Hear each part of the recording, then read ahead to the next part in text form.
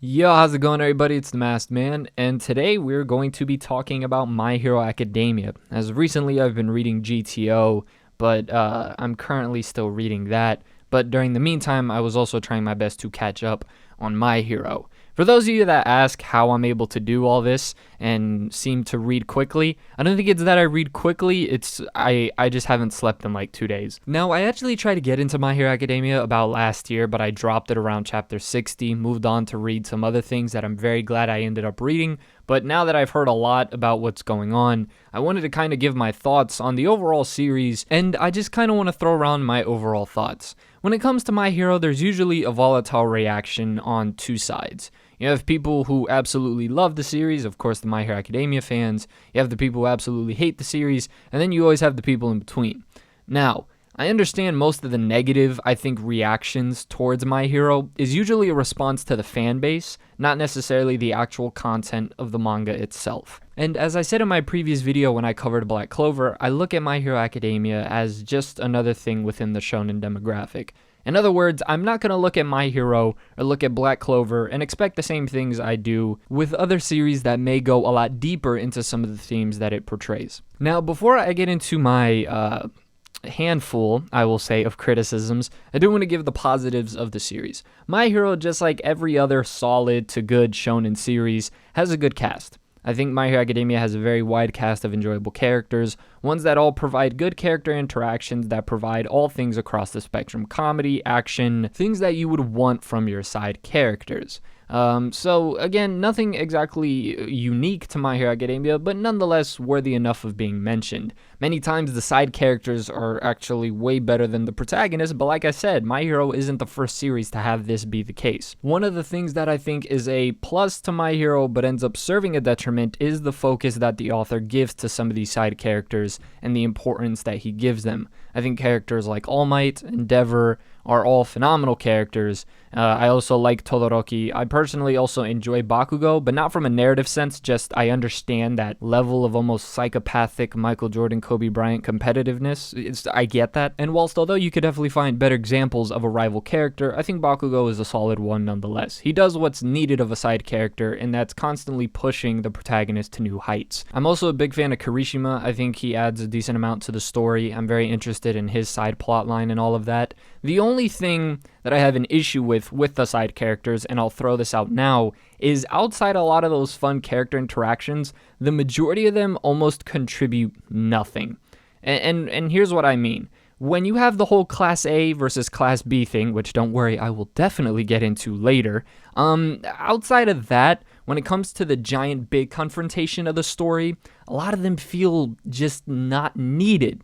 You know, I mean, obviously with the current things that have been happening, they're there and they're doing their job, but I feel like I just don't care much for them. The only ones I really do care about are, again, Bakugo, Todoroki, and Kirishima, but that's because the author has chosen to set aside a particular part of the story to really delve into those characters and give them some sort of growth, some progression, some standout moments to where they can prove their worth.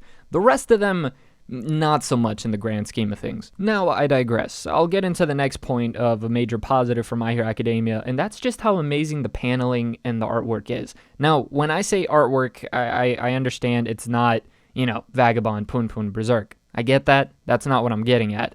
But it's such a smooth read, and it translates so easily that I just had to point it out. Now, if you ask me, I think One Punch Man does it better than anybody else, and Dragon Ball, or at least Dragon Ball Z, deserves a lot of credit for how dynamic and how smooth the fights were in the manga as well. I do think My Hero Academia deserves its praise for just how smooth, how dynamic, how clean all of the pages and all of the panels look. It truly has its own unique style, and I think that's something that's very important, especially when you're going to be a standout series amongst a new generation. Again, this is something you'd attribute to something like Demon Slayer, like Black Clover, so it's nothing exactly particularly unique to My Hero Academia, but I do think My Hero Academia does a great job when it comes to the overall reading and transitions of all of the panels. Now, as for the best that My Hero Academia has to offer, and that is the antagonistic force, the villains. especially Shigaraki. Now, for those of you that have seen videos of mine before, you know how much I tend to emphasize on the importance of an antagonistic force. When My Hero Academia chooses to focus on its antagonist, that's when the series is at its best. And I think I understand why. So when it comes to most conventional ways of writing, usually what I've noticed is the antagonists, unless you're One Punch Man, or in this case My Hero Academia, the antagonists tend to be the dominant force from the very beginning. As I've explained in other videos before, there's always need to be a conflict that leads to a rising action that has a climax. It's essentially the structure of a plot. Now, by making your antagonist the dominant force, that pushes the protagonist to work to achieve new levels and new heights. My Hero Academia has that, but in a slightly different dynamic. So as we see in My Hero Academia, whilst although in the beginning the antagonists are definitely a lot more powerful than the students at UA, the antagonists are pretty lackluster compared to the pro heroes, All Might, Endeavor, and then later on we meet some more like Mirko, Hawks, etc, etc, etc. Point is, while although the League of Villains are intimidating and an imposing force, they are not big enough nor strong enough to overtop the current heroes, which is why they're in the state we find them in until the final arc. Pretty much just picture it like a food chain. Imagine the pro heroes are at the top, the villains are below that, and then below that are the UA students. Essentially what this means is instead of just the UA students having to progress and develop in order to catch up to the villains, we see the villains having to progress and develop to very large heights in order to surpass the pro heroes. And I think this is why that contributes so much to the intrigue of the antagonistic force within My Hero Academia, because they have to develop. They also have to grow as characters. Look at Shigaraki and everything that's happened to him recently within My Hero Academia. I think all of that is made possible due to the dynamic that is created within the story.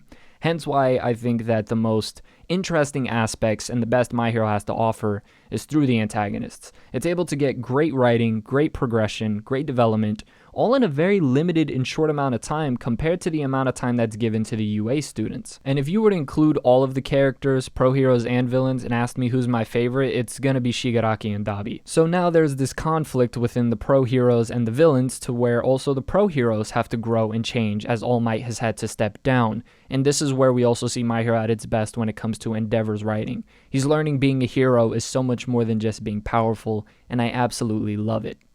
So, we see how this benefits the pro heroes, we see how this benefits the villains immensely. But here's where the criticisms start to come in.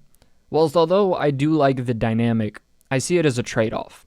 Because whilst it's able to get in great writing and all of the sorts for the villains, especially just Shigaraki if I'm being honest, I think this chain also has its negatives, especially surrounding our protagonist and everything that includes him. It's time to talk about Deku and some of my negatives when it comes to My Hero.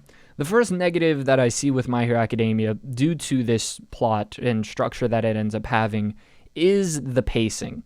The pacing in My Hero can be painfully, and I mean painfully inconsistent, and at times the plot can be extremely repetitive when it comes to our protagonists. So since the villains are trying to progress and catch up to the pro heroes in a sense, then that means the UA students, specifically Deku, has to catch up to the villains and the pro heroes in order to progress the narrative a lot quicker than I think he should, and this leads to a lot of inconsistencies with the pacing. So after going through this major arc where we're introduced to this villain, be it Overhaul, be it Shigaraki, be it whoever, we end up having this monumental climax, and then instead of hopping into the next arc or whatever is going to be entertaining, it seems like we take these intermissions to see Class A go against Class B for like the fourth time. And honestly, I hated sitting through and reading it every single time, because outside of some cheap entertainment, in the grand scheme of things, it almost means nothing, because it's not like these training sessions really do result into much, as it seems like some of the more important power-ups that Deku or anybody else ends up getting is usually in the upcoming arc anyways. So it feels like Deku was going to get this progression of power regardless of whether or not these training arcs happened. If I'm gonna be brutally honest, they feel nothing more than just cheap and lazy forms of build-up in order to justify whatever leaps of power Deku ends up making. And over the long term, it doesn't really seem to help much at all. All it does is kind of give Deku a new power whilst also destroying the theme of him being an underdog. Because honestly, that's where I felt Deku's original purpose was meant to be coming from. And look, I'm not saying there's no positives to it. there's just so many drawbacks with it, it's hard not to point them out. And like I kind of pointed it out earlier, but I'll rephrase it here. We just get done with these amazing climactic moments where I think My Hero Academia is going to kick it into a next gear, and then we get yanked and pulled back into this Class A versus Class B dynamic for like the fourth time, and it's not an enjoyable read. It kills the momentum, kills the pacing, and they end up serving close to nothing other than some neat fights. And again, I just don't see why the author does this if he ends up giving Deku a power-up anyways.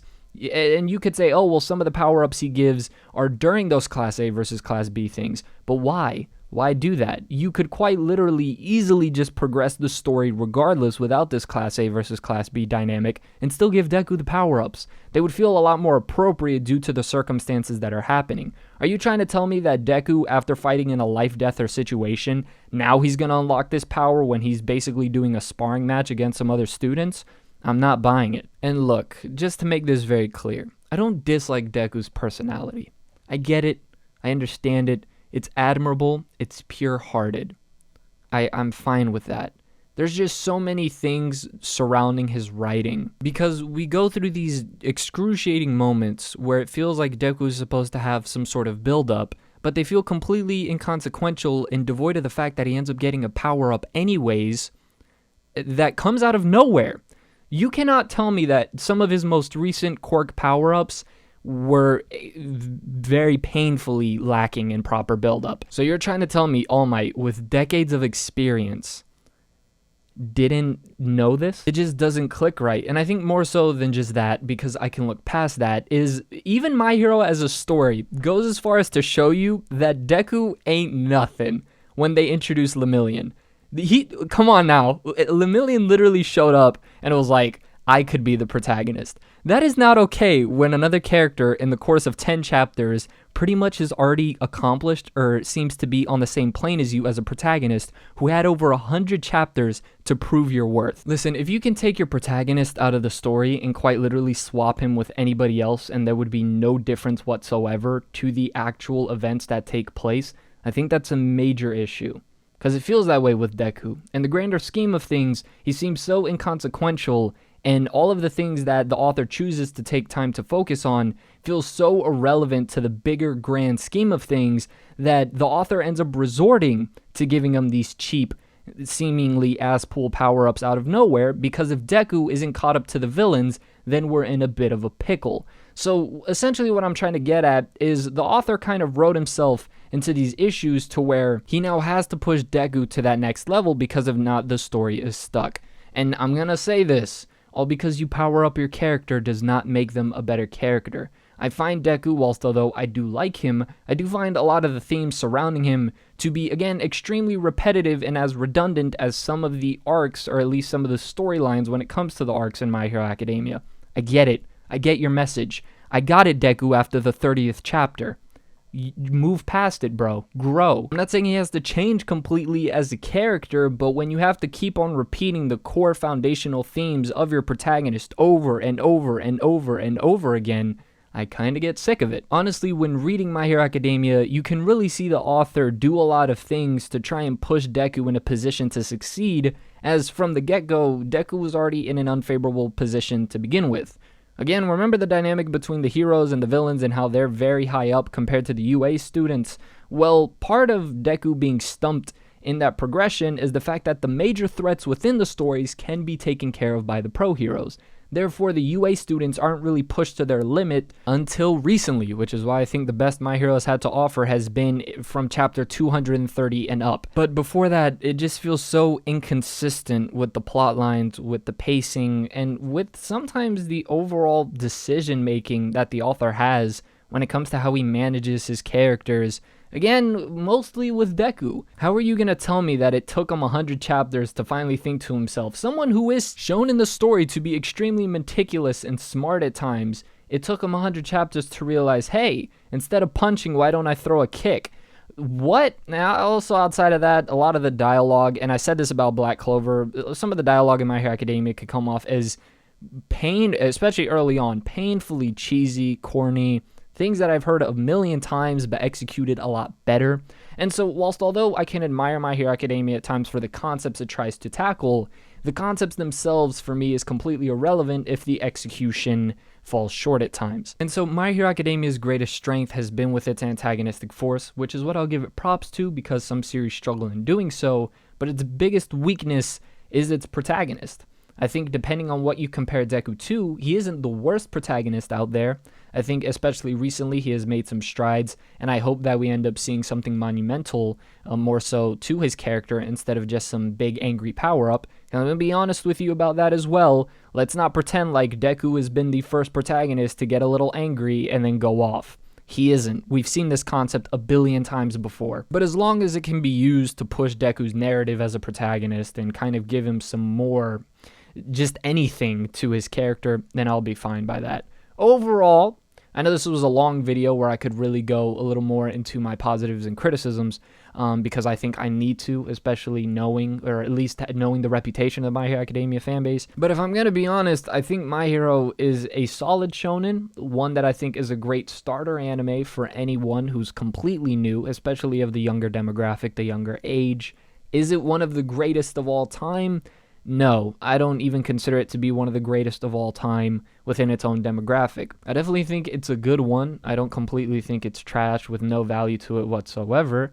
But I guess some of the major things when it comes to some of its other plot lines, like with Dabi and some of the other stuff that they're going to do with Deku, I think is going to be wrapped up in its recent arc. I definitely think the recent stuff has been the best My Hero's had to offer for the reasons that I've stated before, but nonetheless it also has its fair share of criticisms. If I were to kind of put it in a tier list, I think the recent stuff, especially the My Villain Academia arc, I think that is anywhere from a high A. But if we're including everything else within the series, I think My Hero Academia overall rounds out to me as a B tier, which is good. So hopefully you enjoyed this video, and if you are new to the channel, make sure you like, comment, subscribe, turn on the bell notifications, that way you're notified whenever a new video pops up on some of your favorite anime, manga, or whatever content. And as always, this has been The Masked Man. Hope everyone has a blessed rest of the day, and peace.